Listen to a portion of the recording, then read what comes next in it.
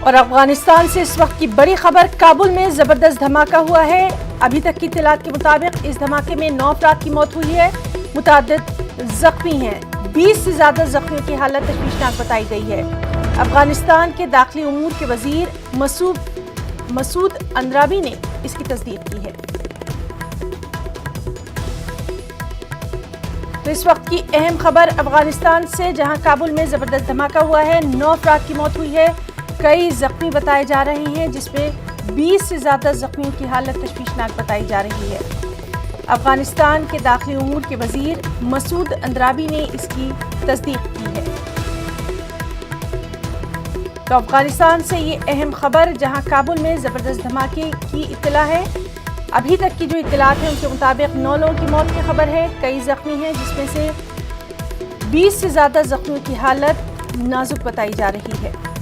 तस्वीरों में आप साफ तौर पर देख सकते हैं कि ये धमाका कितना ज़बरदस्त रहा होगा। सिक्योरिटी के वहाँ पर अभी सिक्योरिटी जो एहलकार है उन्होंने पूरे इलाके को अपने मुहासरे में ले लिया है। और अफगानिस्तान के दाखिली उमूर के वजीर मसूद अंद्राबी ने इस बात की तस्दीक कर दी है।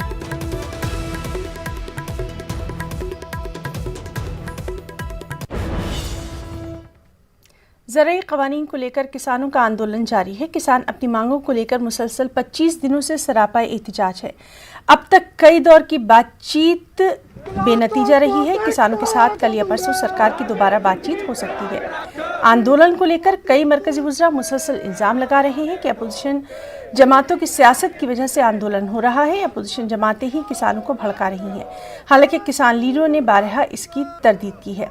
अखिल भारतीय किसान संघर्ष समिति ने पीएम नरेंद्र मोदी और वजीर ज़राअत नरेंद्र सिंह तोमर को एक खत लिखा है और कहा है कि सरकार गलतफहमी का शिकार है। किसान आंदोलन का किसी भी सियासी जमात से कोई लेना देना नहीं।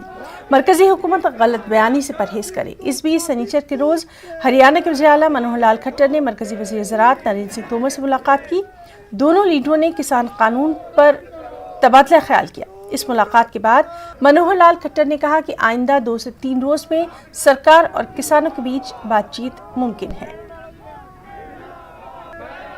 तो 22 लोग यहाँ दिल्ली में और 10 लोग पीछे जो संघर्ष चला है 2-3 महीने से वहाँ शहीद हुआ था। 32 संघर्ष में शहीद हमारे जो लेडीज और 22 हमारे संघर्ष में शहीद हुए, उसको श्रद्धांजलि दी है। उसने लोगों के लिए इस संघर्ष के लिए जिंदगी दी है, तो अमर है, उसको हमने श्रद्धांजलि भी दी है। रोड पर जाकर बाहर भी गए हैं आज। आगे तो हम यहाँ ग्राउंड पर रहते थे, आज बाहर जाके रोड पर भी श्रद्धांजलि दी है और मन में संकल्प लिया है कि जो उसकी सोच थी इस संघर्ष को जीतने के लिए जो आए थे वहाँ, वो संघर्ष हम जीत कर जाएंगे। उसको मन को शांति मिलेगी, उसके परिवारों को जो है वो हौसला बढ़ेगा। इसके लिए हम सभी ने ये संकल्प भी किया है। और सरकार से मैं बस यही बोलना चाहूंगी कि अभी कल परसों सोशल मीडिया पे हमारे ट्विटर हैंडल से नरेंद्र मोदी जी ने एक बाहर के दूसरे किसी देश के, फ्रांस के शायद कोई एथलीट थे, वो इंजर हुए थे, उनको उन्होंने वहां पर गेट वेल सून का मैसेज लिखा हुआ था। मैं ये सोच करके बहुत हैरान हूं कि वो अपने ही लोगों के लिए जो 32 जाने हमारे भाइयों ने गंवाई, यहाँ पर हमारे भाइयों और बहनों ने, उनके लिए वो इतना इनसेंसिटिव हैं, वो सोच ही नहीं रहे हैं कि उनके देश में लोगों के साथ में क्या हो रहा है। और वो अपनी विश्व स्तर पर जो इमेज है उसको बनाने के लिए वो लगातार ट्विटर के ऊपर ऐसे ऐसे कारनामे करते आ रहे हैं। तो मुझे ऐसे लगता है कि government should be sensitive enough for the citizens. अपने ही देश के नागरिकों के लिए वो इनसेंसिटिव होकर बाहर ये दिखावा नहीं कर सकते हैं। ये सिवाय प्रिटेंशियस बिहेवियर के और कुछ नहीं है। तो मैं चाहूंगी कि अगर नरेंद्र मोदी जी ये मैसेज सुन रहे हैं तो उनको ये समझना चाहिए कि ठंड में इतने सारे बुजुर्ग यहाँ पर बैठे हुए हैं, उनको अपनी अकड़ को, अपनी जो जिद्दी उन्होंने अपना बिहेवियर बना रखा है, रुख अपना रखा है, उसको छोड़ के उनको एक जैसे एक लीडर को होना चाहिए, उनको सामने आकर वार्तालाप करके कानून वापस लेने चाहिए। तो हम तो ये कहते हैं प्रधानमंत्री जी, आप कृषि के 3 कानून वापस ले लीजिए, इनका श्रेय भी आप ले लीजिए, हम नहीं लेंगे। ये देश के हित में है, भारत के हित में है। तो आज 3 बजे हम बेकी जो एकता ग्राहा और किसान मजदूर संघ कमेटी यहाँ प्रेस कॉन्फ्रेंस भी करेंगे, तो उनमें और भी बातें जो हुई है उसके बारे में प्रेस को जानकारी दी जाएगी। अभी तो हम लोगों ने श्रद्धांजलि अर्पित की है और रणनीति हम लोगों की कुछ नहीं है। हम लोग तो साधारण किसान आए हैं, रणनीति क्या बनाएगी? रणनीति तो सरकार बनाएगी और बराबर बना भी रही है सरकार रणनीति। कभी कहती है कि 700 कमेटियां बनाई हैं कि देश में जाएंगी, किसानों को समझाएंगी। किसानों को कमेटियां बनाने के लिए देश में जाएंगे, किसान यहाँ दिल्ली में बैठा हुआ है, वहाँ उनसे मिलने के लिए आपके पास फुर्सत नहीं है। और किसान मांग क्या रहा है? किसान अपने पेट के लिए लड़ रहा है, किसान आज भूखा मर रहा है, किसान आत्महत्या कर रहा है। कभी किसानों के मन की भी बात कर लो मोदी जी, उनकी अपने मन की बात करते रहोगे, कभी उनकी मन की भी बात तो सुनो आकर के किसान के मन में क्या है। मेरठ से इस वक्त की अहम खबर आपको दे दें। ज़राई कानून की हिमायत में मेरठ से गाजियाबाद के लिए किसान कूच कर रहे हैं। बड़ी तादाद में ये किसान ट्रैक्टर ट्रॉलियों पर बिस्तर और कई दिनों का राशन लेकर गाजियाबाद के लिए रवाना हुए हैं। ज़राई कानून के फवायद पर हुकूमत के वादे पर कानून की हिमायत और मुखालिफत में किसानों के आपसी टकराव का खदशा भी है। खदशे के पेश नज़र पुलिस फोर्स को भी तैनात कर दिया गया है। तो आपको बताएं, मेरठ से अहम खबर। ज़राई कानून की हिमायत में मेरठ से गाजियाबाद के लिए कूच कर रहे हैं किसान। ट्रैक्टर ट्रॉलियों पर बिस्तर और राशन के इंतजाम के साथ गाजियाबाद के लिए रवाना हुए हैं किसान। ज़राई कानून के फवायद पर हुकूमत के वादे पर अपना यकीन इन्होंने जाहिर किया है और जाहिर सी बात है कि कानून की हिमायत और मुखालिफत में किसानों के आपसी टकराव का खदशा है। इसी खदशे के पेश नज़र पुलिस फोर्स को बड़ी तादाद में तैनात किया गया है।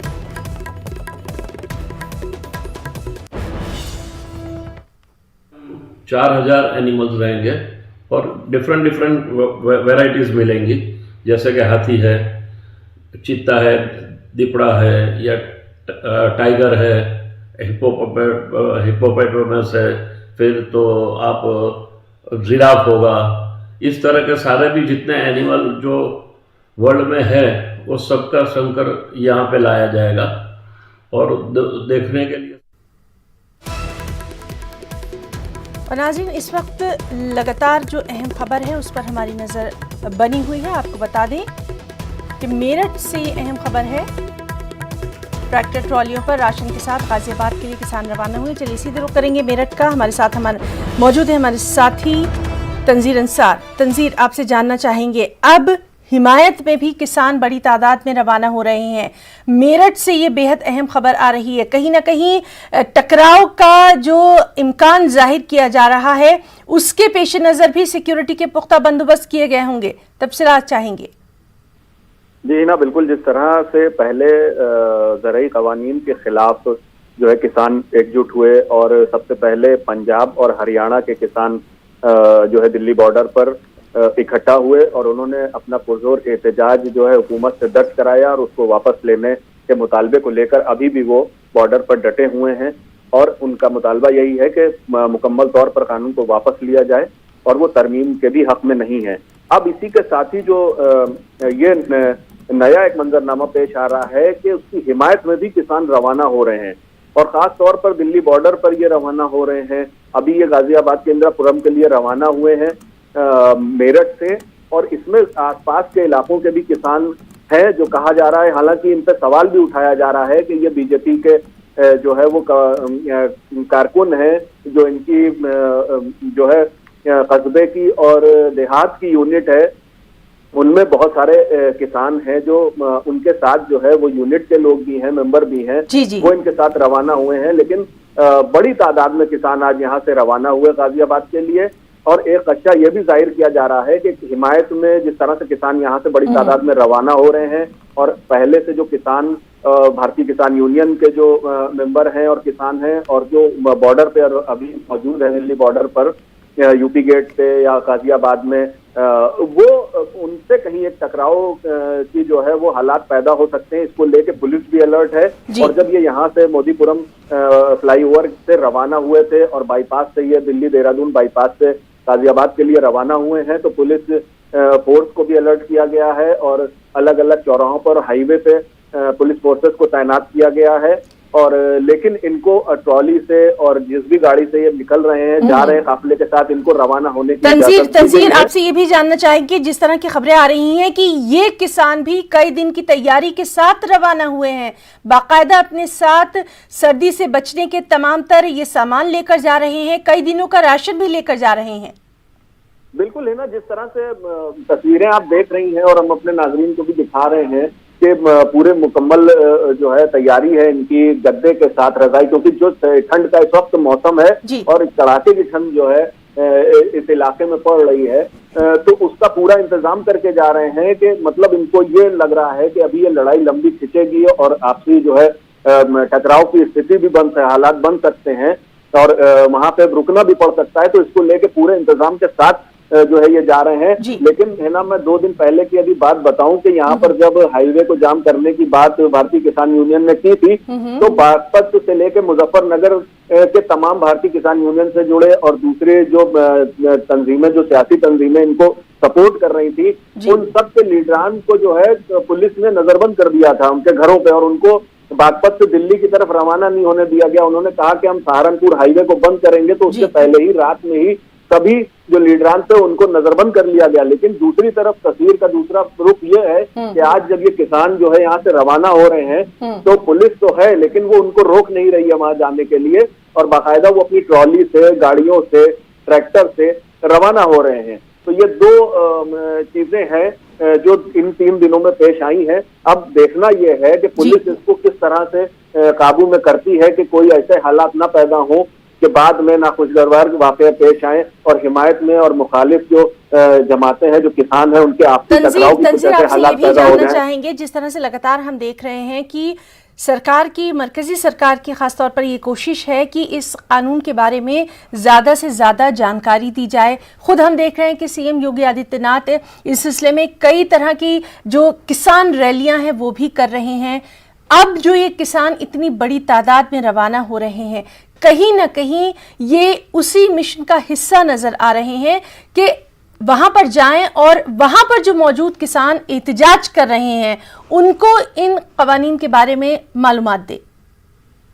जी ना, ये देखिए, ये कहा जा सकता है कि अभी जिस तरह से योगी आदित्यनाथ की रैली हुई और उसके बाद स्मृति ईरानी ने यहाँ पे किसान सम्मेलन किया और उसमें किसानों को इकट्ठा किया गया, उनको बताया गया कि कवानीन जो हैं इसके क्या फवायद हैं। तो इस तरह से मतलब एक पूरे बाज़ाब्ता तौर पर जो एक फ्रेमवर्क इनका है उस पर काम किया जा रहा है, और जो लोग हैं, नेता हैं, जो इनके लीडरान हैं, वो किसानों के बीच में जाकर जी, तो लगातार इस बेहद अहम खबर पर हमारी नजर बनी हुई है। तंसीर, बहुत शुक्रिया अदा करना चाहेंगे आपका तमाम तर तफसीलात के लिए।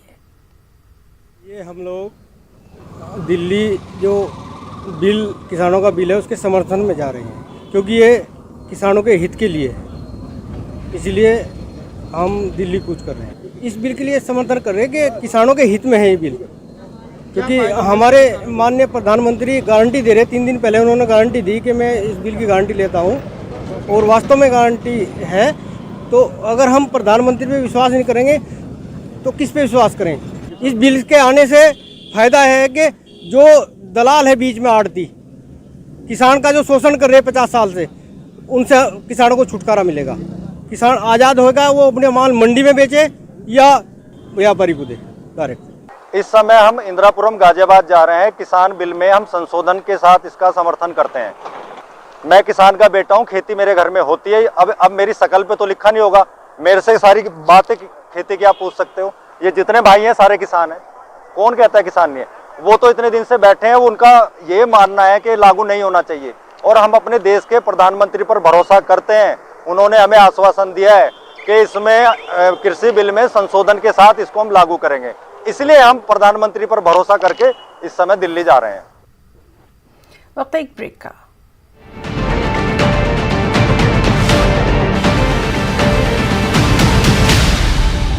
इस न्यूज हेडलाइंस के प्रायोजक पेट सफा आयुर्वेदिक जून। पेट सफा, हर रोग दफा।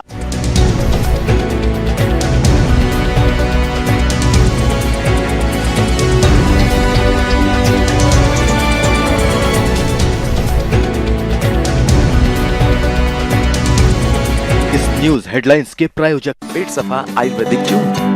पेट सफा, हर रोग दफा। Myntra end of reason sale is now live. दमदार बनाएगी आपका ऐड शानदार।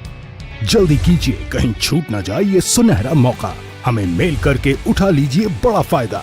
ये स्पेशल ऑफर है अगले 15 दिनों तक। साथ ही मिलेगा हमारी वेबसाइट पर प्रमोशन। आज ही मेल करें adsales@nw18.com पर। News 18 India आपका पसंदीदा नेशनल न्यूज चैनल उपलब्ध है टाटा स्काई के चैनल नंबर 519 और एयरटेल के चैनल नंबर 318 पर। कोरोना की हर खबर देखते रहिए न्यूज 18 इंडिया पर। भैया राम राम नमस्कार। कुछ बता रहे हैं, कुछ चेता रहे हैं। आपने लॉकडाउन के दौरान देखा कि हम क्या कर रहे हैं। कोरोना काल में लोग एक दूसरे को समझा रहे हैं, बड़े बड़े लोग वीडियो बना रहे हैं। आप गाना जानते हैं तो गाइए। हर रोक दफा।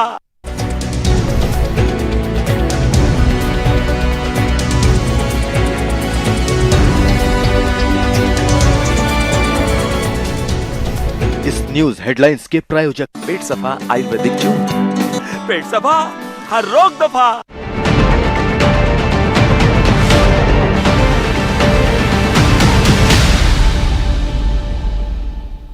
एक और अहम खबर, वज़ीर दाखिला अमित शाह ने बीरभूम में विश्व भारती यूनिवर्सिटी का दौरा किया और गुरुदेव रविंद्रनाथ टैगोर को खराज अकीदत पेश किया। वाज़ेह रहे कि वज़ीर दाखिला अमित शाह मगरबी बंगाल के 2 रोज़ा दौरे पर हैं और आज उनके दौरे का दूसरा दिन है।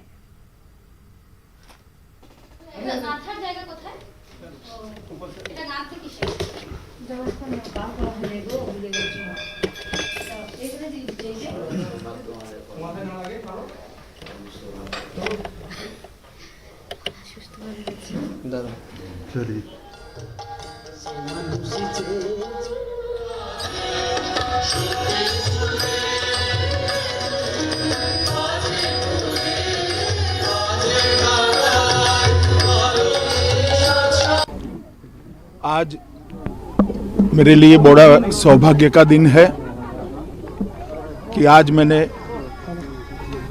विश्व भारती में जाकर वो महामानव को श्रद्धांजलि देने का मुझे मौका मिला, जिसने दुनिया भर में भारतीय ज्ञान, दर्शन, कला, साहित्य इसकी गूंज मजबूत की। गुरुदेव टैगोर एक ऐसी शख्सियत थे जो उस जमाने में राष्ट्रवाद की 2 धाराएं थी और 2 धारा के प्रमुख नेता थे महात्मा गांधी और सुभाष बाबू। दोनों को प्रेरणा एक ही स्थान से मिलती थी। गुरुदेव टैगोर ने विश्व भारती और शांति निकेतन के माध्यम से एक और तो भारतीय साहित्य, भाषा, दर्शन, कला उसका संरक्षण और संवर्धन किया। दूसरी ओर दुनिया भर के कई देशों की भाषा को, साहित्य को, दुनिया भर के कई देशों की संस्कृति को भारतीय संस्कृति के साथ, भारतीय भाषाओं के साथ सामंजस्य बिठाने का शांति निकेतन को, ये विश्व भारती को सेंटर। और हमारे साथ मौजूद हैं हमारी साथी शबाना एजाज। शबाना, जिस तरह से लगातार हम देख रहे हैं कि अमित शाह का ये जो दौरा है ये पूरी तरह से मिशन बंगाल का एक हिस्सा नजर आ रहा है। सबसे अहम बात ये कि जो भी वहाँ की तहजीब व सकाफत है उससे पूरी तरह रंगे नजर आ रहे हैं अमित शाह। क्या कुछ और अपडेट? बिल्कुल है ना, जिस तरह से आप देखें कि 2 रोजा दौरे की शुरुआत गुज़िश्ता कल से हुई है और आज विश्व भारती यूनिवर्सिटी गए हैं वज़ीर दाखिला अमित शाह और उन्होंने जिस तरह से भारतीय संस्कृति को लेकर जो है बयान दिया है, बंगाल की तहजीब और सकाफत के साथ अपने गहरे लगाव का जिक्र किया है कि एक तरह से वज़ीर दाखिला को हुनर आता है लोगों के दिलों में घर बनाने का और लोग कहीं ना कहीं उनके इस बयान से, उनके इस इक़दामात से जो है वो काफी संतुष्ट होंगे। लेकिन साथ ही साथ आप देखें कि ये एक कड़ी है जो देखी जा रही है कि वज़ीर दाखिला किस तरह बंगाल के अवाम के दिलों में घर बनाने की कोशिश कर रहे हैं। लेकिन साथ ही साथ जो हम लोगों ने कुछ ऐसी भी तस्वीरें देखी है, कुछ ऐसा भी एहतजाज देखा है कि आज जो है कोलकाता समेत बंगाल के बोलपुर में भी एक एहतजाज हुआ है और वो एहतजाज इसी सकाफत को लेकर हो रही है कि बंगाल की तहजीब और सकाफत को आप जिस तरह से अपने गहरे लगाव का इजहार कर रहे हैं, ऐसे में कवि गुरु रविंद्रनाथ टैगोर के तस्वीर वाली पोस्टर के इसके ऊपर अमित शाह की तस्वीर लगी है। जो पोस्टर लगाए गए हैं रियासत भर में वज्र दाखला की आमद के साथ, तो उस पोस्टर में कवि गुरु रविंद्रनाथ टैगोर की तस्वीर नीचे है और अमित शाह की तस्वीर ऊपर है। तो इसको लेकर भी आवाज उठी है और शायद हम कह सकते हैं कि ममता बनर्जी और उनकी पार्टी तृणमूल कांग्रेस इस बार इस लोगों की इस नाराजगी को सियासी तौर पर जो है वो मुद्दा बनाएगी और इस ताल्लुक से बीजेपी की तरफ से भी कोई बयान सामने आएगा। तो एक तरफ वजीर दाखिला जहाँ ये कोशिश कर रहे हैं कि वो बंगाल की तहजीब और सकाफत को आगे लेकर बढ़े और असेंबली इलेक्शन में ये काम आएगा, तो वहीं कहीं न कहीं भूल चूक भी हुई है और इसको लेकर एहतजाज भी हो रहा है। जी शबाना, बहुत बहुत शुक्रिया आपका अदा करना चाहेंगे। लगातार इस अहम दौरे से मुताल्लिक अपने नाज़रीन को तमाम तर अपडेट हम देते रहेंगे। बहुत बहुत शुक्रिया शबाना आपका।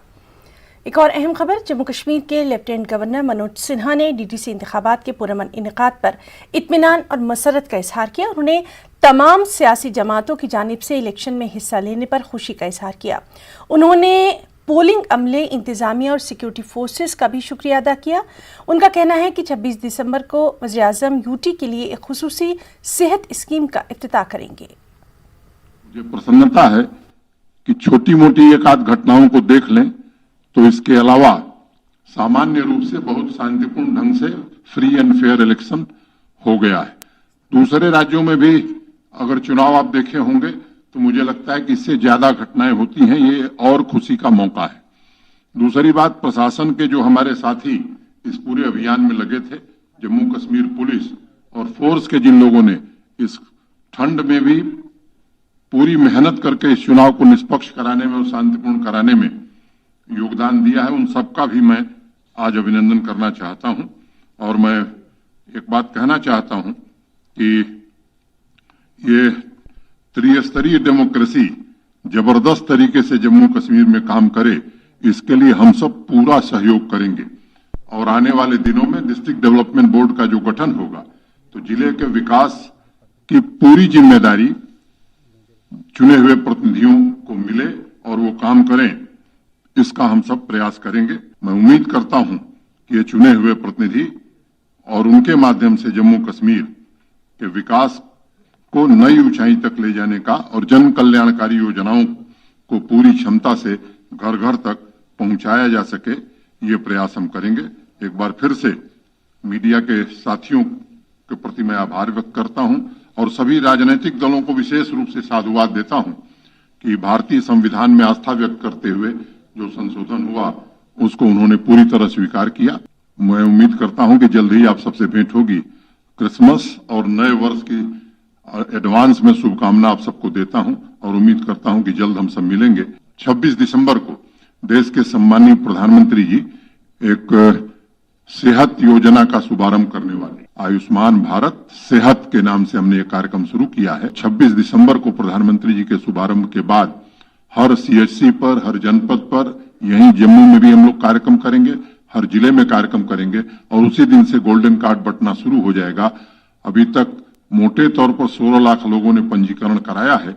जो बचे हैं उनका भी वार फुटिंग पर पंजीकरण करा करके इस काम को भी हम पूरा करेंगे। जामनगर में दुनिया का सबसे बड़ा जू पार्क बनने जा रहा है। चिड़ियाघर की तामीर रिलायंस इंडस्ट्रीज लिमिटेड के जरिए की जा रही है। इसे green zoological rescue and rehabilitation kingdom के नाम से जाना जाएगा। तमाम तरह की ज़रूरी मंजूरी रियासती हुकूमत के साथ साथ मरकजी हुकूमत से हासिल कर ली गई है। रिलायंस ग्रुप के डायरेक्टर परिमल नथवानी ने इस पर खुशी का इजहार किया। चिड़ियाघर आवाम के लिए खुला रहेगा और दुनिया के बेहतरीन जू में शामिल होगा। कोरोना की वजह से प्रोजेक्ट में थोड़ी ताखीर हुई है। उम्मीद है कि ये प्रोजेक्ट 2 साल में मुकम्मल हो जाएगा। कम से कम 4000 एनिमल्स रहेंगे और डिफरेंट वैरायटीज मिलेंगी, जैसे कि हाथी है, चीता है, दिपड़ा है या टाइगर है, हिप्पोपोटामस है, फिर तो आप जिराफ होगा। इस तरह के सारे भी जितने एनिमल जो वर्ल्ड में है वो सबका संकर यहाँ पे लाया जाएगा और देखने के लिए सबको बहुत अच्छा सुंदर वातावरण मिलेगा। और ये एक रिलायंस की तरफ से ये सबसे बड़ा एक अचीवमेंट है। बांडीपुरा में राजधान टॉप पर आए बर्फानी तूफान की वजह से फंसी 2 मुसाफिर गाड़ियों को बहिफाजत निकाला गया। इस कार्रवाई के दौरान बेकन और बीएसएफ ने अहम रोल निभाया। कहा जा रहा है कि इस वाकये में 2 ड्राइवरों समेत 6 मुसाफिर फंस गए थे। इनको बाद में बीएसएफ राजधान पोस्ट ने रात भर अपने पास रखा। दूसरी जानिब आपसी तालमेल में कमी को लेकर गुरेज से आए मुसाफिरों को सख्त मुश्किलात का भी सामना करना पड़ा। कई मुसाफिरों को बांडीपुरा की जानिब पैदल सफर करना पड़ा। उधर मकामी लोगों ने इस वाक़े के दौरान एसडीएम गुरेज के रोल की बेहद सताइश की है। उन्होंने मुस्तकबिल में आपसी तालमेल को बेहतर तरीके से बनाए रखने का मुतालबा किया ताकि इस पुरखतरा सड़क पर कोई जानलेवा हादसा पेश न आए। 2 गाड़ियां राजधान में फंसी हुई थी, उनको फिर कल निकाला गया क्योंकि वहां पे एसडीएम साहब ने मौके पे जाके उन गाड़ियों को वहां से निकाला गया और फिर जो ये गाड़ियां यहां से चली थी वो फिर राजधान पास पार नहीं कर सके और फिर काफी सवारियों को काफी मुश्किलात का सामना करना पड़ा और मिसकम्युनिकेशन की वजह से यहाँ से जो गाड़ियां निकली थी वो राजधान पास पार नहीं कर सके। अब हम आला हुकाम से यही गुजारिश करते हैं कि जब भी आगे गाड़ियां छोड़ी जाए और कम्युनिकेट करके छोड़ी जाए क्योंकि रास्ता काफी खतरनाक है, कभी जानलेवा भी साबित हो सकता है। इसलिए मैगी मुल्क के लिए 2 मिनट CNN के ताउन से लॉन्च एग्री चैलेंज एक मुनफरिद केस स्टडी चैलेंज है जिसने हिंदुस्तान के टॉप 26 कॉलेजों के बासलाहियत तलबा को मुंतखब किया है। इसमें ये तलबा एग्री बिजनेस सॉल्यूशंस पेश करते हैं जो कि फार्म सेक्टर को ज़्यादा पायदार, अहल और फ़ायदेमंद बनाने में मदद करेंगे। अब जबकि इस हफ्ते इसका ग्रैंड फिनाले होने जा रहा है, हमने नेस्ले इंडिया के चेयरमैन और मैनेजिंग डायरेक्टर सुरेश नारायणन से बात की और इसकी अहमियत और असर को समझने की कोशिश की। Maggi as a brand is very much linked to agriculture, and agriculture is also the segment of our economy which is the most important in terms of occupation and in terms of incomes for a large number of the farming community and the allied community. And therefore it is important that issues around agriculture be addressed with, and what better brand than Maggi to contribute in its own small way to good ideas coming into agriculture, and some of them hopefully, as we will see today, being implemented to a worthy cause. आप हमारे 2 किस्मों के grand finale को जरूर देखें जिसमें 3 टीमें 5 लाख नकद इनाम और एग्री चैलेंज खिताब के लिए भिड़ेंगी।